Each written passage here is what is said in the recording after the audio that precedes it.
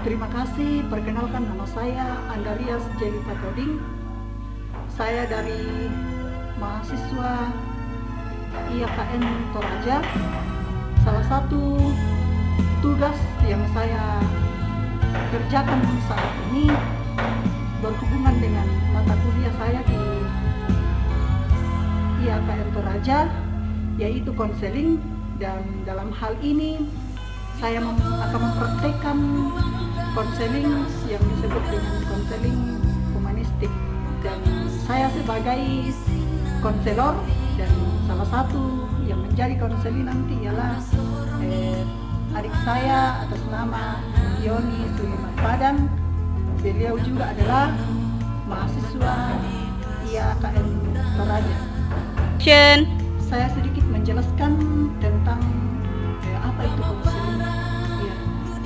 Kita tahu bahwa konseling adalah penyuluhan, adalah proses pemberian bantuan yang dilakukan oleh seseorang kepada konseli yang mengalami sesuatu masalah yang bermula pada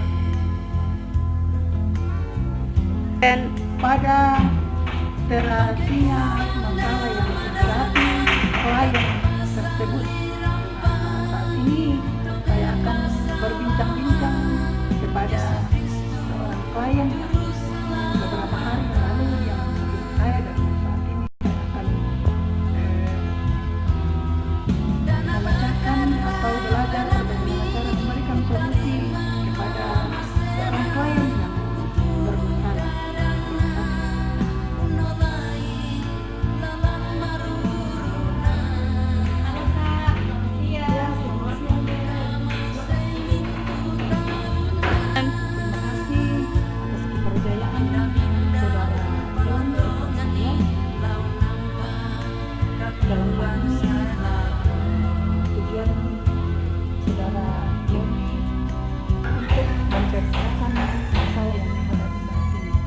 Saya persilakan kepada adik Yoni untuk menceritakan masalah yang hadapi saat ini, dan kita sama-sama mencari solusi atau jalan keluar dari masalah yang hadapi saat ini.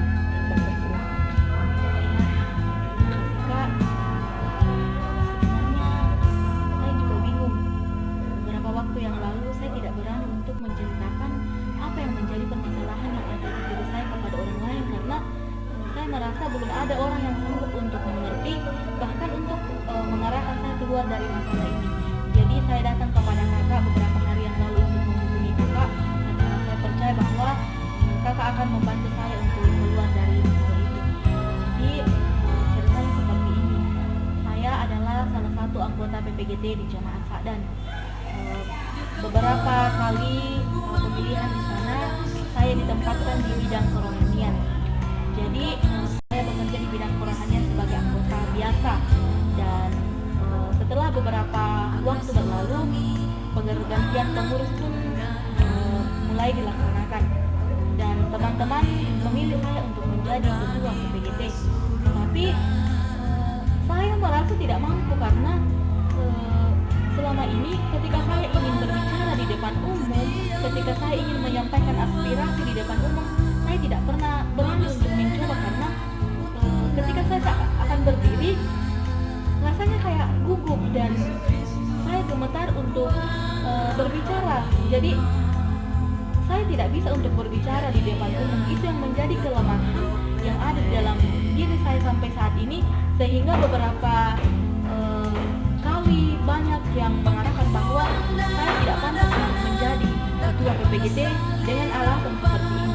Jadi ketika ada ungkapan-ungkapan hati dari PPGT mewakili PPGT, saya tidak pernah berdiri di depan umum, karena saya tidak mampu, saya masih merasa gugup. Ini yang menjadi masalah dalam diri saya, dan saya tidak tahu mau seperti apa, mau berbuat seperti apa, sehingga rasa gugup saya bisa berhenti seperti itu.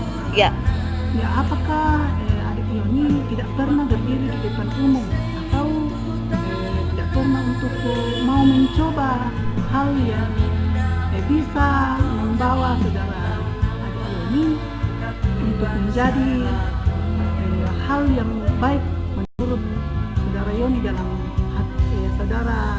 hati saudara Yoni, hal yang harus membuat atau mampu berdiri di depan umum. Ya. Iya Kak, sebenarnya saya memang belum pernah berdiri di depan umum karena saya merasa gugup ketika ingin berdiri. Jadi kalau saya ingin berdiri, saya sudah nekat ini Kak untuk berdiri.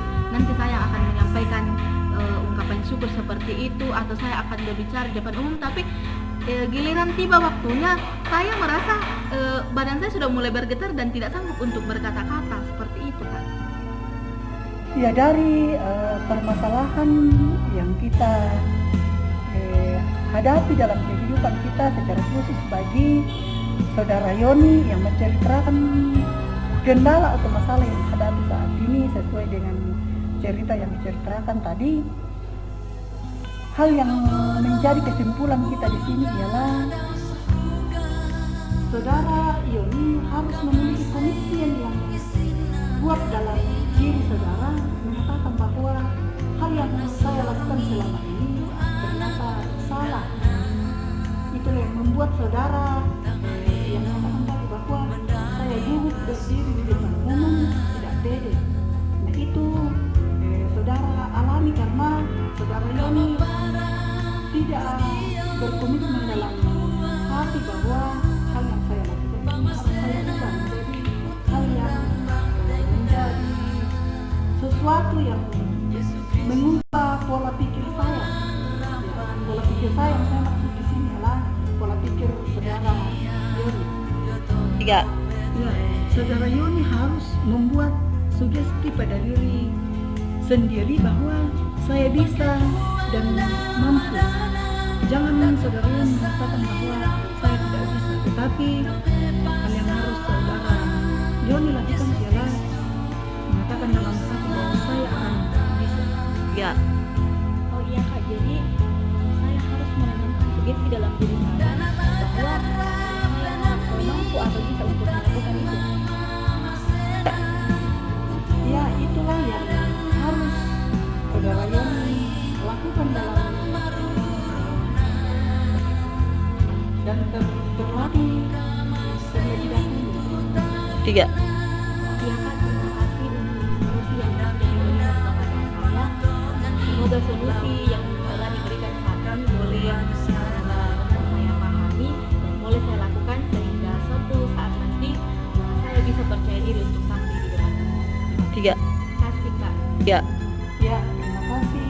Tuhan Yesus memberkati kita dalam kehidupan kita, dalam menjalani kehidupan ini selalu berkomitmen kepada apa yang kita tentukan dalam kehidupan kita.